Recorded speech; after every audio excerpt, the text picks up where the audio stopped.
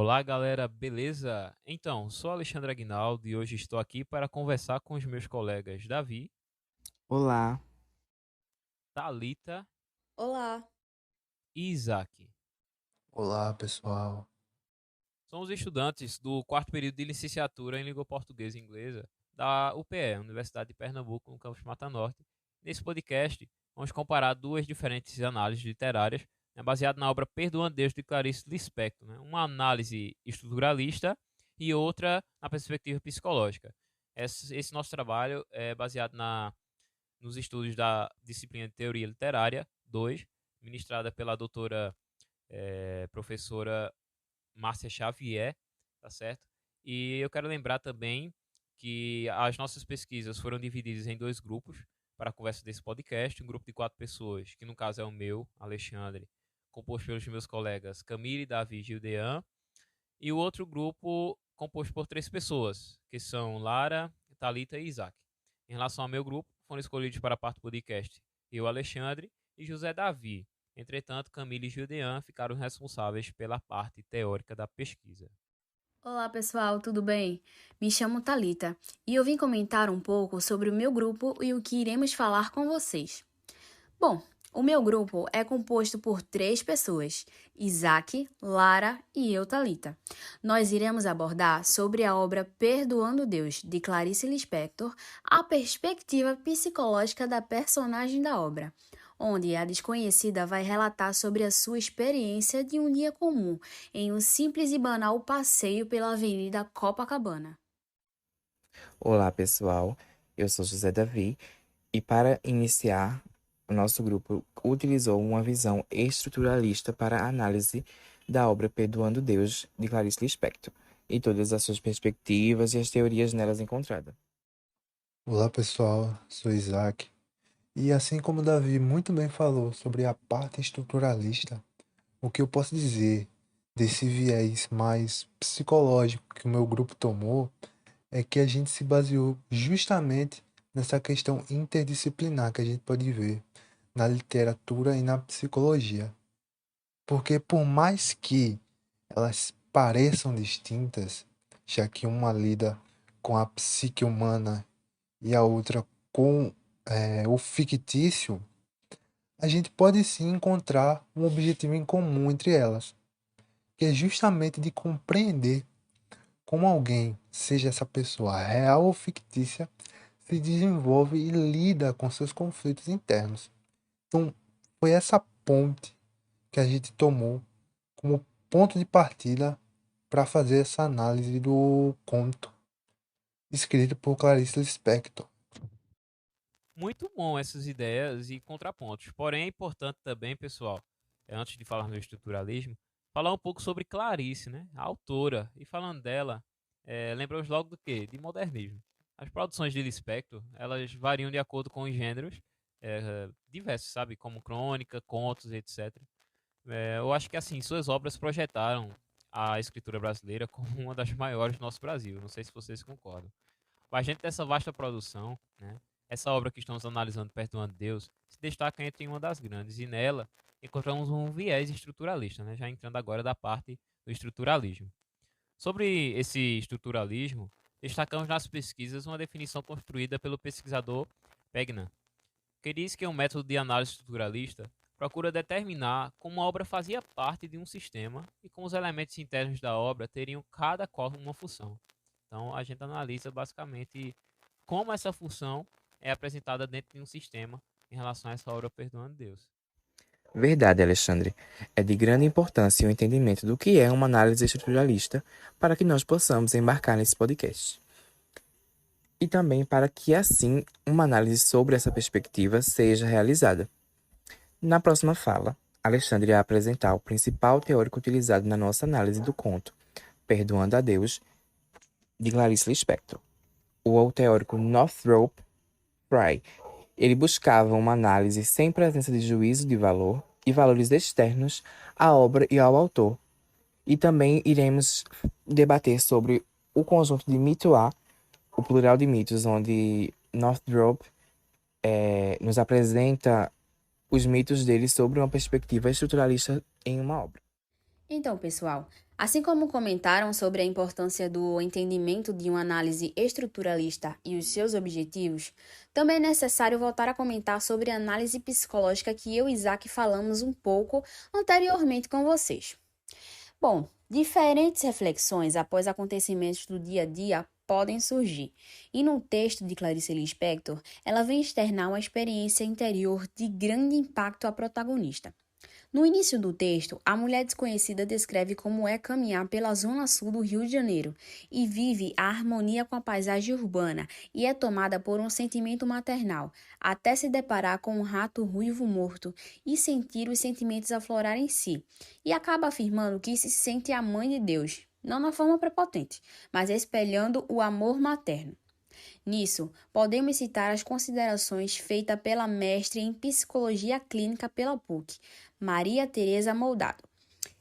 Segundo ela, isso, abre aspas, seria um sentimento adquirido que se estabelece pelo contato e disposição da pessoa em amar a criança. Ou seja, ela vem dizer que a criança amada pela personagem seria Deus e, consequentemente, o mundo em sua totalidade. Desse modo, a gente pode enxergar como Clarice trabalha nas escolhas das palavras com a repetição de por puro carinho para enfatizar esse sentimento de, então, afeto incondicional da personagem para com o mundo e toda essa paz interior ilusória, que serve justamente para o leitor essa falsa completude emocional. Isso mesmo, Thalita. E toda essa paz que a gente tem, né, no primeiro momento é totalmente quebrada logo no segundo por um encontro com um rato morto. Pois é.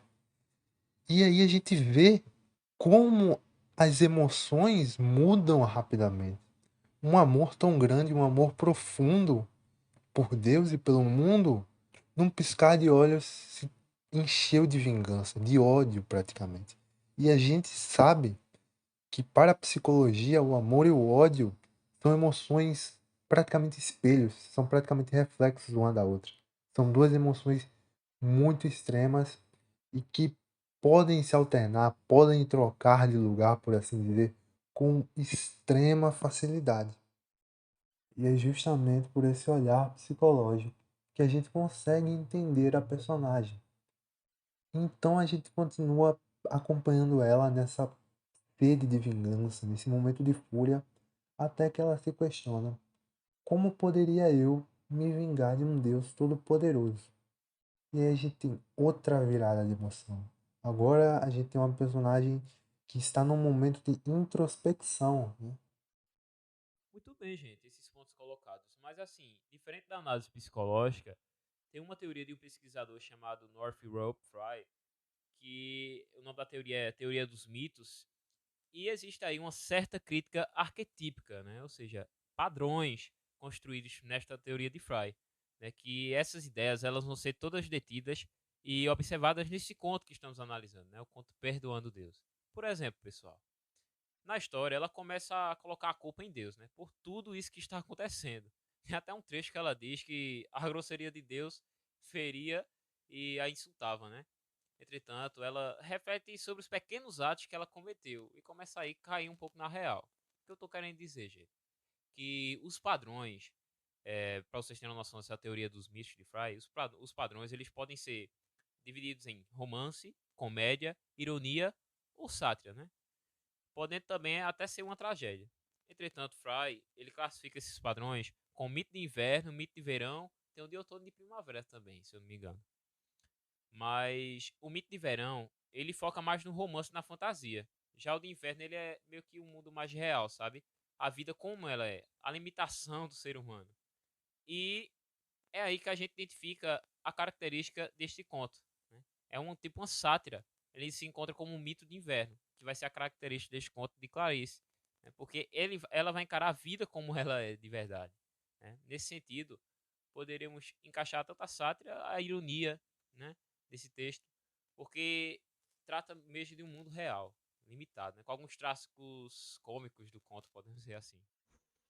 Muito interessante, Alexandre. E vale também destacar que nos mitos de Fry, os protagonistas estão inseridos em uma espécie de mundo. E, especialmente no mito do inverno, onde encontramos a sátira, A sátira é entendida como se a história estivesse sendo vista por uma lente cômica, mas não necessariamente a narrativa é engraçada. E também encontramos traços da vida real e todas as suas problemáticas. Nesse mito do inverno, as personagens se encontram em uma situação de perpétuo sofrimento, já que as mesmas sofrem e lutam com as complexidades intrigantes da vida, as quais nunca serão superadas, como no caso de Clarice, na obra Perdoando Deus, nunca será superado o ser humano, mesmo que em algum momento, algum espaço de tempo, ela se achou igual a Deus ou com carinho especial por Deus. Diante disso, galera, iremos voltar a comentar sobre a questão psicológica da personagem, complementando o que foi ressaltado por Isaac. A brutalidade da natureza, citada anteriormente, é usada como metáfora de Deus, gerando um momento de conflito à personagem. Eis que vem ocorrer um processo de autoconhecimento ao reconhecer as próprias fraquezas e a reconciliação com Deus. Mas é como um processo de quitação, baseado num espírito de renúncia agora com a visão mais humana de Deus e de si mesma. E daí então vem ocorrer o amor de Deus. Assim, aquele amor que era interditado pode ser dirigido e também ofertado. Exato. E é nesse momento de conflito com sua vulnerabilidade, por assim dizer, que a personagem não decide por ficar presa à melancolia. Na verdade, ela enxerga um momento de mudança, de sair dessa sua realidade trágica e, na verdade, adquirir conhecimento, se tornar mais sábia com isso. É nesse ponto do texto que tanto o leitor quanto a própria personagem identificam que o mundo se trata de algo ambíguo, que não vai ter só aquilo que você quer amar, mas como outros lados também. Então, é isso que a gente enxerga nos textos de Clarice. É justamente essa hipersensibilidade na questão da emoção, da introspecção, entende? Muito bom, pessoal, a gente discutir sobre essas ideias. Entretanto, existe algumas frases no conto que nos faz refletir sobre esse teor estruturalista, né? Esse foco no estruturalismo. Um exemplo disso é quando a personagem fala sobre quase pisar no rato morto e ruivo. De um momento até você acha que isso é engraçado, né, de início, mas aí é que tá. Né? Entender esse sentido dessa frase é também realizar e acrescentar uma parte estrutural da coisa, sabe? A parte sobre a alimentação humana diante do mundo, né? Sobre refletir sobre o que é ser humano. O estruturalismo não foca na psicologia, não vê os sentimentos. Ele quer mesmo é observar esses sistemas e essas estruturas relacionadas ao texto. Eu queria que a gente parasse para refletir mais um pouquinho e visse como um animal morto, ou seja, algo do cotidiano, algo banal, nas mãos de Clarice, foi transformado num conto cheio de reflexões. Algo que passaria batido por muitos de nós foi escrito por ela. O encontro de um animal morto trouxe à personagem questionamentos sobre ela mesma. Então, esse tipo de escrita, esses contos, são com certeza um prato cheio para uma análise com viés psicológico, como foi a nossa. É até prazeroso discutir e mesclar todo esse tipo de conteúdo, gente, seja estruturalismo ou psicológico. Sabe por quê? Porque aí a gente vai começar a discutir as diferenças, né? A verdade, que é isso que tudo isso que tem um propósito. Né? Ainda sobre o conto, retornando da perspectiva estruturalista, ele se destaca como um mito de inverno, como eu falei, e esse mundo real, né, de forma a tratar um aspecto cômico da fragilidade do personagem, tem como foco a condição humana mesmo, a condição humana do personagem. Né? Entendo isso que é também realizar, meio que realizar um acréscimo psicológico envolvido, porque mexe tanto com a relação da coisa ser desvendada, mais do que aquele que é bem sistematizado as teorias, né? Que a gente consegue sistematizar, consegue deixar bem claro. Creio que envolve aí também a parte psicológica, mas a parte estruturalista também tem o seu enfoque quando a gente vem para sintetizar as ideias, as teorias, quando a gente vem para colocar realmente no eixo e identificar aquelas falas, né, aquelas teorias, e logo em seguida, no final, a gente consegue definir, né? Verdade, Alexandre. E ainda eu gostaria de ressaltar que, por fim, a sensação solene da narradora era falsa e a mesma amava um mundo que não existe. E então acaba ficando clara a ideia na mente da narradora, que ela estava querendo amar a um Deus só porque ela não se aceitava. E então, pessoal, desde já eu, Isaac, gostaria de agradecer a todos vocês por poder compartilhar essa breve e relevante análise sobre esse celebre conto. Então é isso, gente. Estamos finalizando nosso podcast. Agradecemos a todos, né, que ouviram até aqui essa nossa conversa, esse nosso bate-papo. E espero que tenha sido muito proveitoso para cada um de nós, né? Creio aqui para os meus colegas e também para você que está nos ouvindo por meio desse podcast. E para mais informações, pessoal, sobre nossas análises e pesquisas, né, tanto estruturalista quanto psicológica, você pode acessar os nossos links disponíveis no documento escrito que entregamos escritos, tá? E nessas referências e tudo mais. Então, até a próxima, pessoal. Valeu!